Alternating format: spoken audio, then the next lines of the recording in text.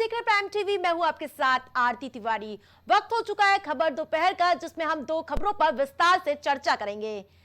जहां हाथरस में 2 जुलाई को सत्संग के दौरान मची भगदड़ में 121 श्रद्धालु की मौत के मामले में बड़ा एक्शन ले लिया जा चुका है, तो वहीं स्कूली वाहनों के साथ ही नियमों की अनदेखी कर रहे गाड़ी और इसके अलावा वाहन चालकों पर बड़े शिकंजा कसने की तैयारी, इसके अलावा नाबालिगों को गाड़ी चलाने को लेकर लगातार ये अभियान चलाया जा रहा है, जिसमें बड़ा एक्शन देखने को मिल सकता है। इन दोनों खबरों पर आज हम विस्तार से चर्चा करेंगे।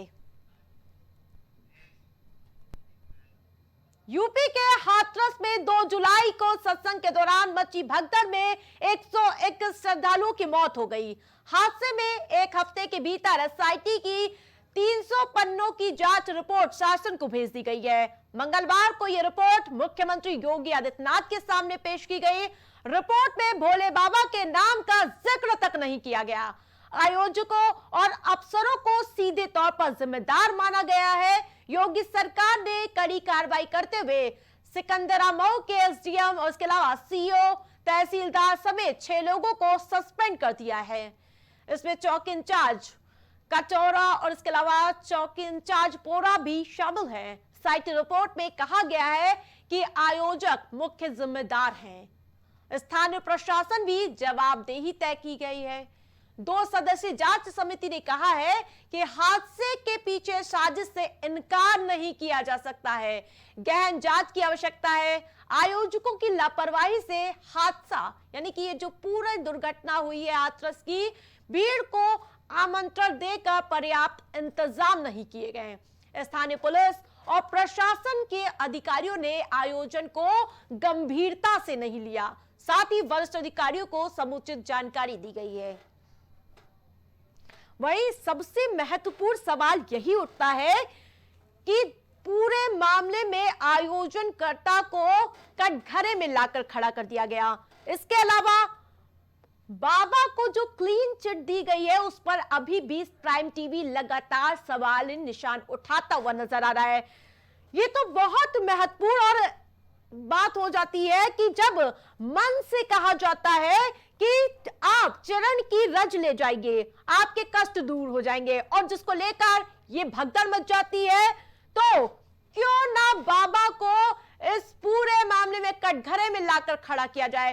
क्यों एसआईटी की रिपोर्ट में क्लीन चिट बाबा को दे दी गई, ये सबसे महत्वपूर्ण सवाल है। और इसके अलावा जो एसआईटी रिपोर्ट की अहम बातें हैं, उसमें सबसे बड़ी बात यह है कि हादसे के लिए सिर्फ और सिर्फ आयोजनकर्ता को जिम्मेदारी तय कर दी जाती है। बाबा को क्लीन चिट दे दिया गया। उसके अलावा तथ्य छिपाकर आयोजन की मंजूरी ली गई है, रिपोर्ट में दावा किया गया है। उसके अलावा एसआईटी रिपोर्ट में साजिश से इनकार किया गया है, इनकार नहीं किया जा सकता है कहा गया है। वही इसके अलावा सबसे बड़ा सवाल यही है कि आखिरकार आयोजनकर्ता के साथ साथ बाबा को जिम्मेदार क्यों नहीं माना जा रहा है। एसआईटी रिपोर्ट में आखिरकार क्लीन चिट क्यों दी गई है। इस पूरे मामले में 12 जुलाई को सुनवाई होनी है। सुप्रीम कोर्ट मामले में सुनवाई करेगा, तो एसआईटी बाबा को क्लीन चिट क्यों दी। इसके अलावा सबसे बड़ा और महत्वपूर्ण सवाल यही उठता है कि योगी सरकार लगातार इस पूरे मामले में एक्टिव है, तो बाबा पर कार्रवाई कब। इस खबर पर ज्यादा अपडेट के साथ हमारे साथ मोहम्मद कलीम लाइव जुड़ चुके हैं। कलीम, जिस प्रकार से लगातार माना जा रहा था कि अब कभी भी इस मामले में बड़ा एक्शन देखने को मिल सकता है।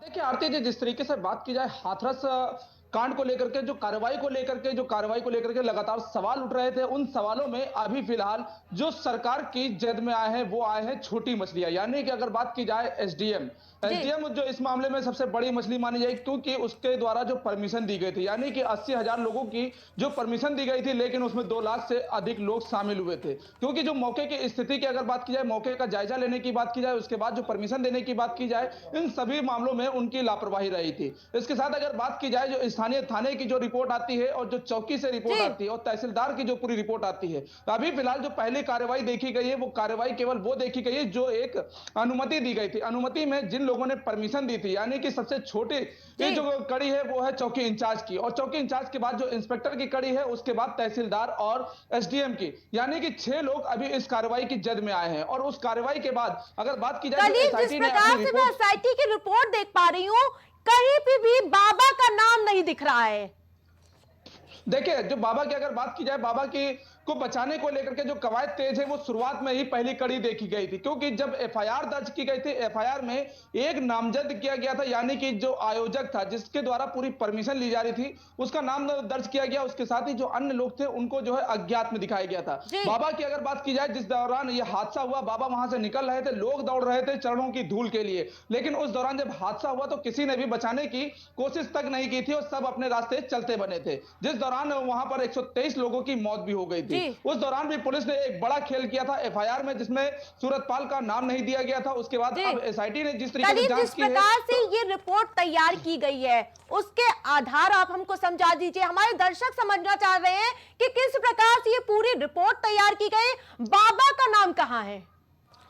देखिए आरती जी, जिस तरीके से अगर बात की जाए, 3 जो टीमें बनाई गई, यानी कि पहली जो टीम बनाई गई थी वो एसडीएम जो डीएम के स्तर पे एक टीम बनी थी। दूसरी अगर टीम बात की जाए जो आगरा एडीजी अनुपम कुलश्रेष्ठ की के अध्यक्षता में बनाई गई थी। तीसरी अगर टीम की बात की जाए वो न्याय आयोग की, यानी कि रिटायर्ड जज की अध्यक्षता में पूरी टीम बनाई गई, यानी कि वो जो टीम है वो 2 माह में अपनी पूरी रिपोर्ट सौंपेगी। 2 रिपोर्टें अगर जो सौंपने की बात की जाए, जिसमें एसडीएम की जो रिपोर्ट थी वो सौंपी जा चुकी है, दूसरी रिपोर्ट अनुपम कुलश्रेष्ठ यानी कि एडीजी आगरा की, उनकी रिपोर्ट सौंपी जा चुकी। और उस रिपोर्ट में साफ तौर से यह भी दर्शाया गया है कि जो हादसा है उस हादसे के पीछे एक बड़ी साजिश भी हो सकती है, यानी कि उन्होंने ये कहा है कि इस मामले में अगर गहनता से जांच होती है तो इसमें साजिश का भी पर्दा खुल सकता है। लेकिन अगर एसडीएम की जांच की बात की जाए तो एसडीएम ने जो अपनी पूरी रिपोर्ट सौंपी थी, उस रिपोर्ट में यह दर्शाया था कि 80,000 लोगों की अनुमति दी गई थी, वहां के जो सुरक्षा व्यवस्थाओं के इंतजाम की अगर बात की जाए, आप बेहद ही दिलचस्प बात ये कह रहे हैं कि एक बयान लगातार बाबा का वायरल होता हुआ नजर आ रहा था कि चरण की धूल ले लो, इससे आपके सारे कष्ट दूर हो जाएंगे,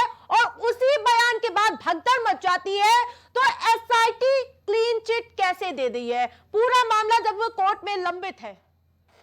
देखिए, फिलहाल जिस तरीके से एसआईटी की टीम जो क्लीन चिट दे रही है उसमें साफ तौर से बाबा को एकदम किनारे किया गया, क्योंकि आयोजक की पूरी लापरवाही दिखाई गई। और इस दौरान अगर बात की जाए शुरुआत से लेकर एसआईटी की रिपोर्ट तक, पुलिस पहले तो ये अपने बयानबाजी करती आ रही थी कि सूरतपाल जो भोले बाबा के नाम से जाने जाते हैं वो पुलिस कस्टडी से दूर है, यानी कि पुलिस को चकमा देकर यूपी से फरार है। लेकिन जब उनके अगर सुप्रीम कोर्ट के जो अधिवक्ता की बात की जाए, जो उनकी पैरवी कर रहे हैं एपी सिंह की, जब उन्होंने पुलिस के सामने अपना बयान भी दिया, उन्होंने साफ कहा कि बाबा फरार नहीं है।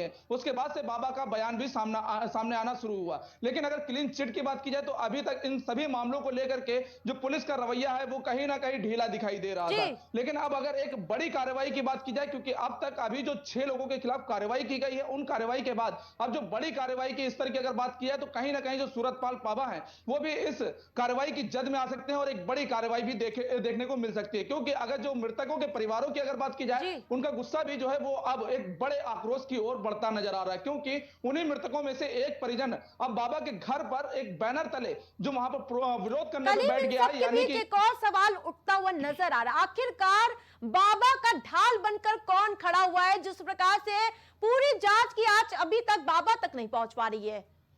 देखिए, फिलहाल जिस तरीके से इस मामले को अगर राजनीतिक पहलू देखा जाए तो राजनीतिक पहलू भी कहीं ना कहीं इसमें मजबूत होता नजर आ रहा है, क्योंकि अगर चुनाव की बात की जाए तो चुनाव में कई राजनीतिक पार्टी ऐसी हैं जो बाबा के आश्रम तक पहुंचती थी और उनसे वोटों की मांग भी करती थी। यानी कि अगर बात की जाए जिस तरीके से जो दलित वोटों की अगर बात की जाए वो वहां तक पहुंचते थे, उन वोटों की भी कहीं ना कहीं मांग में जो राजनीतिक पार्टियां वो सहयोग करती नजर आ रही है। अगर हम मौजूदा सरकार की बात की जाए तो उनके द्वारा भी जब हाथरस का जो जायजा लिया गया था, इस दौरान दौरा किया गया था मुख्यमंत्री योगी आदित्यनाथ के द्वारा, तो मीडिया के सामने आने के दौरान उन्होंने बंद लफ्जों में यह जरूर कहा था कि इस घटना के पीछे कौन है और बाबा का सहयोग कौन कर रहा है। यानी कि विपक्ष पार्टियों पर साफ तौर से निशाना भी साधा गया था।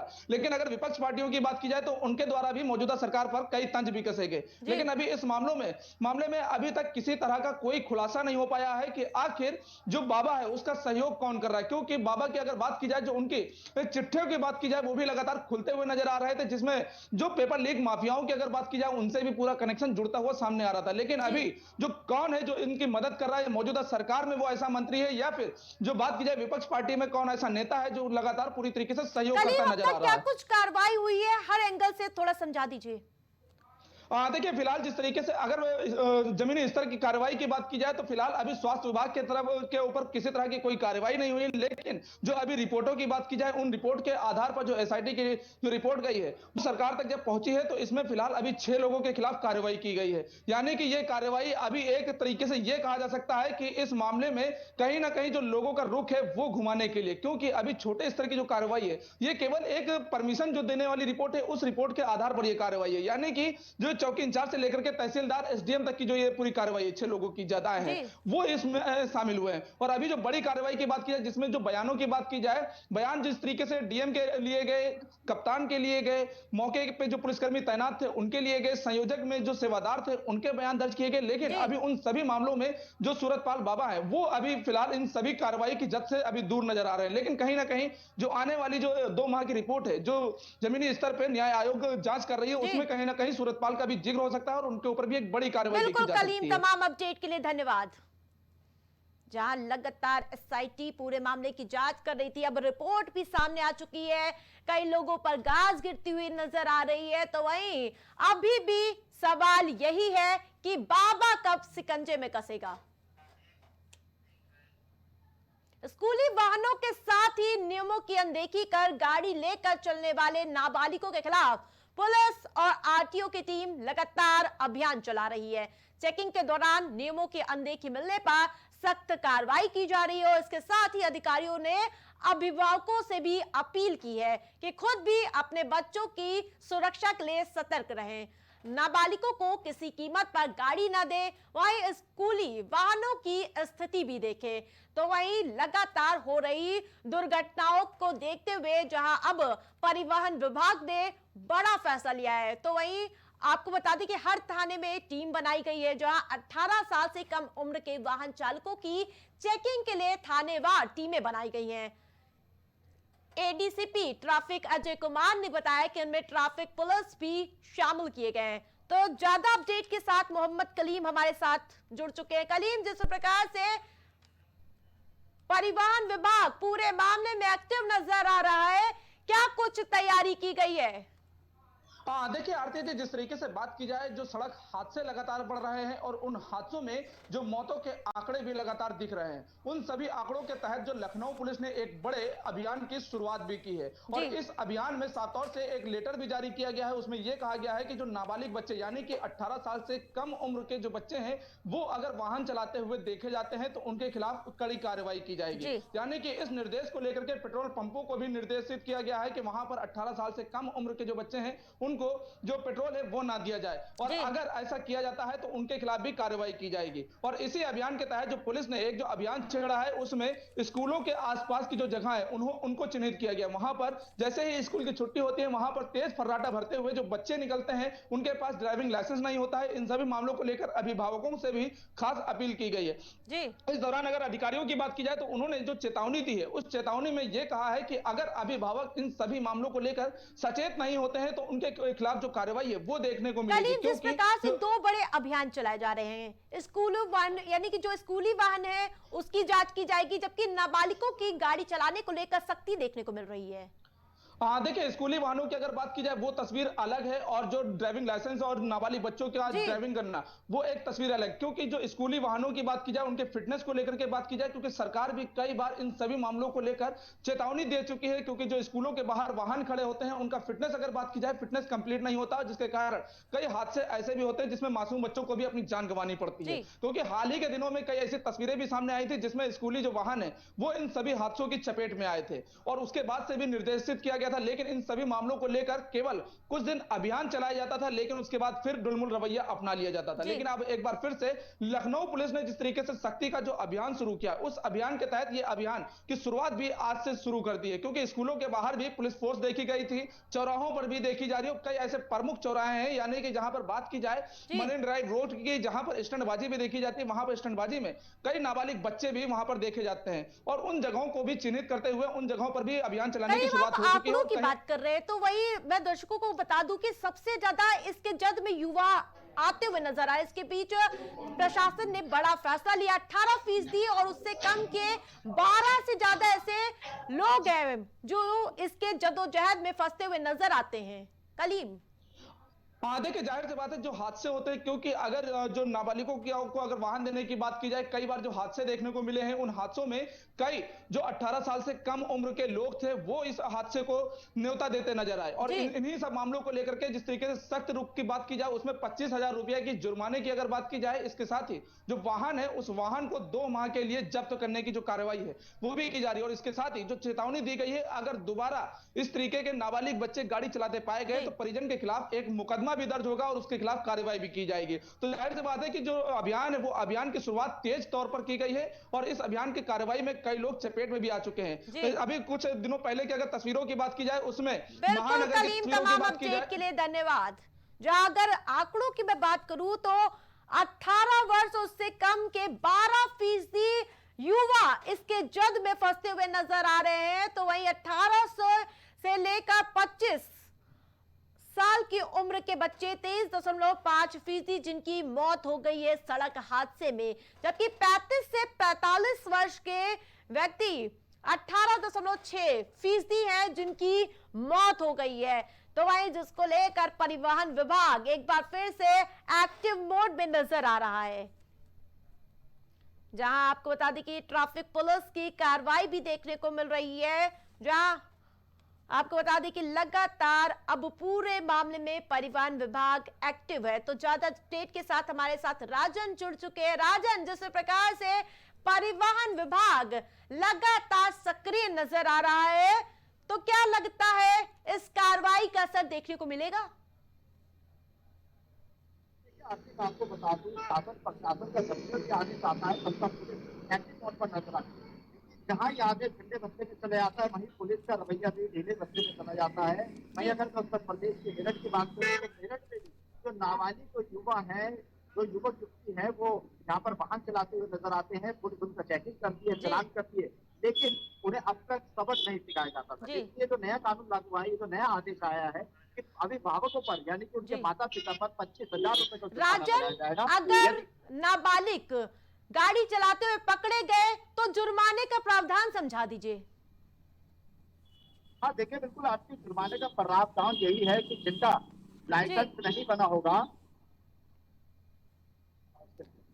आवाज मिल पा रही है राजन आपको? राजन, देखिए, जुर्माने का प्रावधान इस तरीके से शासन की तरफ से और प्रशासन की तरफ से लगाया गया है कि यदि कोई अभिभावक अपने नाबालिग को आगे कर लेना भैया हैं और वो रोड पर लेकर निकलते, जिनका डीएन होता है, जिनकी उम्र 18 से कम की होती है, उस पर 25,000 रुपए का उनके माता पिता पे जुर्माना लगाया जाएगा और साथ ही साथ इसमें सजा का भी प्रावधान है। तो वही मेरठ पुलिस लगातार इस चीज को लेकर जागरूक अभियान भी चला रही है। मैं ऐसे चौराहे पर मौजूद थी जहाँ पहले कभी पुलिस देखने को नहीं मिलती थी, लेकिन इस आदेश के बाद में जो होमगार्ड चौराहे यहाँ पर एक से 2 सिपाही और होमगार्ड जरूर तैनात रहते हैं, जो लगातार यहाँ पर चेकिंग भी करते हैं और अपने अधिकारियों को यहाँ के बारे में अवगत भी कराते हैं। पहले का मामला यह था कि लगातार जो बालक यानी कि 18 साल से कम उम्र के जो युवक युवतियां थे, वो गाड़ी चलाते थे और सड़क हादसे का शिकार होते थे, जिनकी मृत्यु हो जाती थी। जिस प्रकार से जो स्कूली वाहन है वो अक्सर आपको लापरवाही के तरीके से चलाते हुए नजर आते होंगे, वही अब क्षमता से ज्यादा अगर बच्चे भरेंगे तो इस पर भी जुर्माना है, इसको कुछ समझा दीजिए। बिल्कुल, देखिए, एसपी ट्रैफिक राघवेंद्र मिश्रा है मेरठ के, जो अभी बीच में एक सप्ताह पहले उन्होंने अभियान चलाया था काली फिल्म को लेकर, हूटर को लेकर, और साथ के साथ स्कूल में जिस तरीके से वाहन लगाए गए हैं, वाहनों में बच्चों की जो लिमिटेड होनी है वो कितनी होनी है, कितने बच्चे उसको भर के ले जा रहे हैं, तमाम चीजों को लेकर समय समय पर राघवेंद्र मिश्रा की तरफ से जागरूक अभियान भी चलाया जाता है और उन्हें चिन्हित करके उनके खिलाफ कार्रवाई भी की जाती है। फिर चाहे वो स्कूल हो, चाहे वो वाहन चालक हो, सभी को उस कटघरे में खड़ा कर दिया जाता है एसपी ट्रैफिक की तरफ से और उन्हें जुर्माना भी लगाया जाता है। तो कहीं ना कहीं अच्छी पहल है। जो आंकड़े जो 18 वर्ष से कम लोग के बच्चे जो गाड़ी चलाते थे, उनके आंकड़े लगातार बढ़ते थे, जो हादसे का शिकार होते थे, उन आंकड़ों में कहीं ना कहीं इस चीज को देखते हुए गिरावट जरूर आएगी। वहीं अगर मेरठ की ट्रैफिक पुलिस की बात करूं तो यातायात व्यवस्था बिल्कुल दुरुस्त है। आप मेरे साथ देखिए, यहाँ पर यातायात और चौराहे पे देखिए सिपाही खड़ा है, जो यहाँ पर चौराहे का जो डायवर्जन है वो किस तरीके से जो ट्रैफिक है वो कंट्रोल किया गया है। कुछ ही देर में ये ऐसा ही अलग अलग इलाके में जाते हैं, अलग अलग जी। चौराहे पे जाके चेकिंग करते हैं और कुछ ही देर में यहाँ पर आके भी चेकिंग करेंगे। तो जो नया आदेश लागू हुआ है नाबालिग बच्चों को लेकर, जी। 18 वर्ष से कम उम्र के बच्चों को लेकर, उसको लेकर भी मेरठ पुलिस बिल्कुल सतर्क है, लगातार अभियान चला रही है, जागरूक कर रही है और ऐसे लोगों को चिन्हित करके कोई अगर ऐसा दिख रहा है कि बिल्कुल उसकी कोई कागजों में थोड़ी बहुत कमी है तो उसे चेतावनी देकर भी छोड़ा जाता है। लेकिन अगर राजन, 18 वर्ष इसका से कम असर उम्र का किन कोई किन इलाकों में देखने को मिल रहा है? मेरठ में अभी तक क्या कुछ कार्रवाई की गई है? हाँ, ये अच्छा सवाल किया आपने। मेरठ के शहरी इलाकों में इसका असर ज्यादा देखने को मिलता है क्योंकि ग्रामीण क्षेत्रों में लोग अपने घरों से 2-4 किलोमीटर की दूरी पर अपने सामान लेने जाते हैं निजी वाहनों से, तो उस पर असर नहीं दिख रहा है। लेकिन शहरी इलाकों में पुलिस लगातार इस अभियान को तेज कर रही है और जो ग्रामीण इलाके से आने वाले लोग हैं उन्हें जागरूक भी किया जा रहा है क्योंकि ग्रामीण इलाके से आने वाले कुछ लोग ऐसे भी हैं जो कम पढ़े लिखे हैं, जिन्हें इन कानूनों के बारे में, आदेशों के बारे में ज्यादा जानकारी है। बिल्कुल तो मेरठ राजन, पुलिस नजर समय बनाए समय रखिए। पर तमाम अपडेट के लिए धन्यवाद। वहीं अभी आपने लखनऊ का हाल देखा था, तो वही बलिया से बीपी यादव हमारे साथ जुड़ चुके हैं। जिस प्रकार से सख्ती बढ़ती जा रही है परिवहन विभाग की ओर से, बलिया में कैसा असर देखने को मिल रहा है?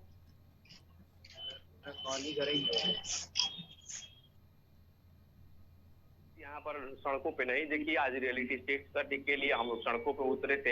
हम लोगों ने तमाम जगह देखा, चौक चौराहे पर देखा, कहीं भी पुलिस सड़कों पर ट्रैफिक पुलिस नहीं दिखाई दी जहाँ सख्ती दिखाई दे रही हो। जी आरती जी, जिस प्रकार से नया नियम लागू हुआ है उसके प्रावधान बताइए आप। जी नए नियम कहीं न कहीं उस भय को फैलाने के लिए लगाया गया है कि गार्जियंस डरेंगे, क्योंकि बच्चों के हाथों में जब दोपहिया वाहन जाते हैं तो वो भय नहीं होता है गार्जियंस के रूप में कि चलो बच्चा थोड़ी दूर जा रहा है, विद्यालय जा रहा है, क्या हो जाएगा। लेकिन जिस तरह से 25,000 रुपए का जुर्माना का प्रावधान लगाया गया है, अगर नाबालिग बच्चे के हाथ बीपी यादव, कहीं ना कहीं ऐसा लगता है कि अगर अभिभावक ही जागरूक रहे तो दुर्घटना रोकी जा सकती है।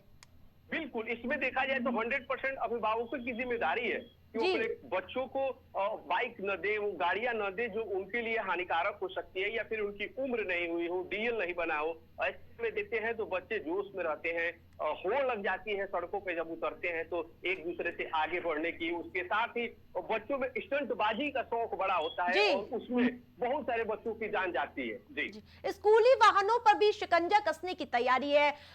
ठूस ठूस कर बच्चों को भर कर ले जाते हुए लापरवाही का मंजर देखने को मिलता है, उससे हादसे होते कितनी गिरावट दर्ज की जा सकती है? बिल्कुल, स्कूली वाहनों की जहां तक बात की जाए, चाहे वो छोटी गाड़ियां हो, 4 व्हीलर में भी स्कूलों में रखी जाती है, बड़ी बसें रखी जाती है और सापेक्ष से ज्यादा बच्चों को ठूसा जाता है। ऐसे जैसे भेड़ बकरियों को ठूसा गया है और कहीं न कहीं वो घटना का कारण भी बनता है जब सापेक्ष से ज्यादा उसमें बच्चे हो जाते हैं और वो भी दुर्घटना का कारण बनता है। तो अगर इस पर शिकंजा कसा जाता है, फिट बसों को रखा जाता है, फिट गाड़ियों को रखता है। स्कूलों में ज्यादातर होता क्या है कि पैसे की बचत के लिए लोग अनफिट गाड़ियों को डेंट पेंट करा लेते हैं और उसके बाद उन्हीं गाड़ियों से बच्चों को, जो देश के भविष्य हैं, उन भविष्य को सबसे खटारा गाड़ियों का, आपको विश्वास नहीं होगा, उन गाड़ियों को देखने पर ऐसा लगता है कि कब लोगों की जान चली जाएगी। ऐसे खटारा गाड़ियों से बच्चों को ढोए जाते हैं। किसी बस का छत पूरा होता है, किसी तरह से उसका छप्पर बना करके, नीचे की पेंदी टूटी होती है, उसको किसी तरह से रिपेयर करके। बीपी यादव जी, अगर कोई नाबालिग गाड़ी चलाता हुआ पकड़ा गया तो कौन सी धारा में शिकंजा कसने की तैयारी की गई है? जी, परिवहन विभाग की जो भी धाराएं हैं उनके अंतर्गत शिकंजा कसा जाएगा। जो बगैर ड्राइविंग का लाइसेंस के जो चलाते हैं जी, बगैर ड्राइविंग लाइसेंस जो गाड़ी चलाते हैं वो धारा लगेगी और उसके साथ ही उनके साथ ही उनके गार्जियंस पर भी शिकंजा कसा जाए। तमाम अपडेट के लिए धन्यवाद। तो वही लगातार शिकंजा कसते हुआ नजर आ रहा है परिवहन विभाग का। सबसे ज्यादा जागरूक अभिभावक को भी रहना पड़ेगा, तभी कहीं ना कहीं इन सारे आंकड़ों को तब्दील होने में समय लगेगा, क्योंकि जिस प्रकार से लापरवाह स्कूली ड्राइवर होते हैं उनकी वजह से कई बार हादसा देखने को मिल रहा है। इस पूरे मामले में यूपी पुलिस सख्त रवैया अपना रही है, तो लेकिन जब तक सभी जागरूक नहीं होते हैं तब तक इन आंकड़ों में कमी नहीं देखने को मिल सकती है। तो वहीं हर थाने में टीम गठित की जा रही है। इसके अलावा 18 साल से कम उम्र के वाहन चालकों की चेकिंग के लिए थानेवार टीम बनाई गई है। और इसके अलावा एडीसीपी ट्रैफिक अजय कुमार ने बताया कि इनमें ट्रैफिक पुलिसकर्मी भी शामिल किए गए हैं।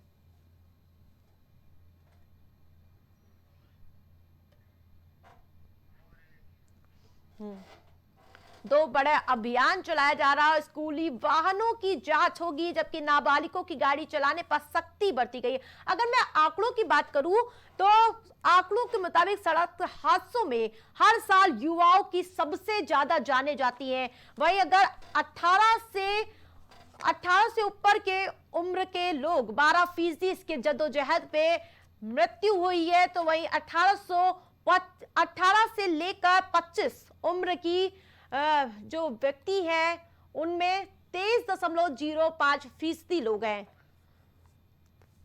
तो वहीं ट्रैफिक पुलिस लगातार अलर्ट नजर आ रही है।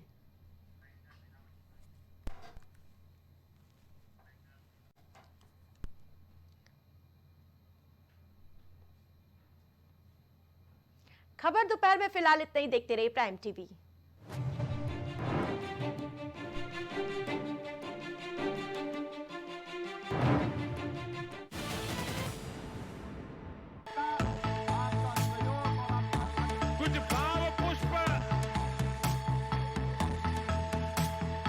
आप देख रहे हैं प्राइम टीवी, सच साहस सरोकार। वॉलपेपर की बेहतरीन डिजाइन के साथ इंटीरियर और एक्सटीरियर के कार्यों का बेहतरीन अनुभव। केसरवानी पेंट्स एंड हार्डवेयर, पता जवाहरलाल नेहरू रोड, निकट Parvati hospital, Prayagraj. Medico hospital and super speciality centre, जहां होता है स्पेशलिस्ट डॉक्टरों की निगरानी में बेहतर इलाज। संपर्क करें 9455270200। पता नए हाईकोर्ट के सामने, स्माइलगंज, फैजाबाद रोड, लखनऊ। अब हर किसी के घर में गूंजेगी बच्चों की किलकारियां। निसंतान को भी मिलेगा अब संतान का सुख। जी हाँ, बांझपन से अगर आपको भी चाहिए छुटकारा तो आज ही आइए Saira health care and hijama centre. आपका स्वास्थ्य ही हमारी प्राथमिकता। डॉक्टर निजामुद्दीन कासमी, सेक्स रोग विशेषज्ञ, हर्बल दवाओं के द्वारा गुप्त रोग और बांझपन के सफल उपचार की 100% गारंटी। पता Barabanki, Uttar Pradesh. Sunita home care centre, जहां रखा जाता है पेशेंट से लेकर बच्चों तक का ख्याल। पता मटियारी, विधायक चौराहा, चुनट, Faizabad road, Lucknow. Mobile number 9125179740, 9219470312। आपका स्वास्थ्य हमारी जिम्मेदारी, बेहतर इलाज वो भी अनुभवी डॉक्टर्स के साथ। भारत हॉस्पिटल, जहां मिलती है आपको बेहतर हेल्थ फैसिलिटी, 24 घंटे इमरजेंसी वार्ड की सुविधा। Doctor Alam Khan, consultant physician, doctor Tammar Ali, consultant physician. पता तहसीनगंज चौराहा, Hardoi road, Lucknow. Phone number 9185876246, 918577092786।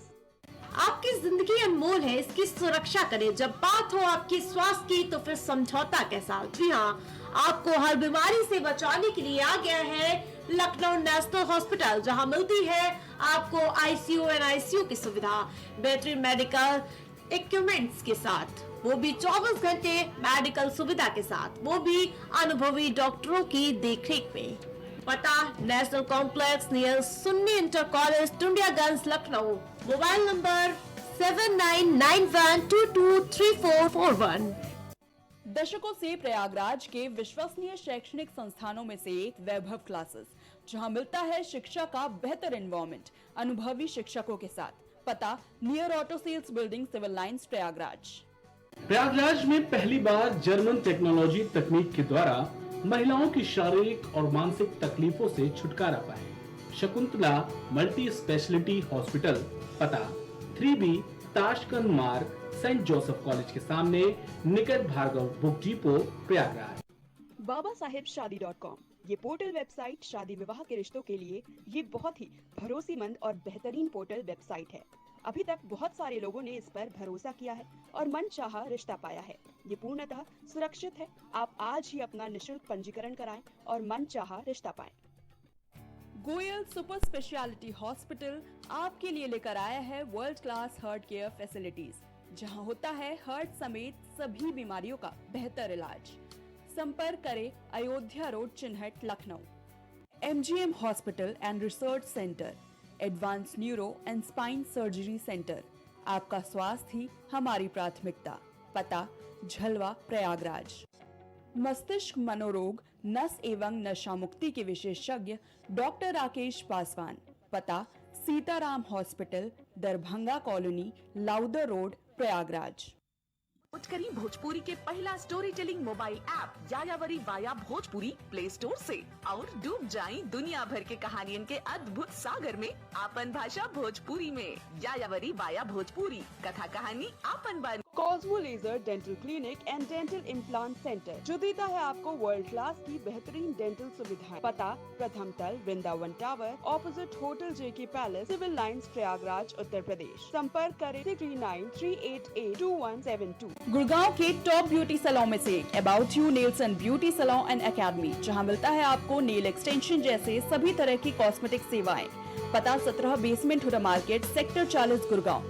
संपर्क करें 9555299960। महिला एवं प्रसूति रोग विशेषज्ञ, लेप्रोस्कोपी सर्जरी जैसे gall bladder, hernia, kidney stone का आधुनिक विधि द्वारा उपचार किया जाता है। अदिति हॉस्पिटल, जहां मिलता है आपको बेहतरीन इलाज अनुभवी डॉक्टर्स के साथ। आपका स्वास्थ्य ही हमारी प्राथमिकता। पता Alapur, Lucknow road, post head office, Barabanki. Phone number 05248297631, 8707381354, 7912120078।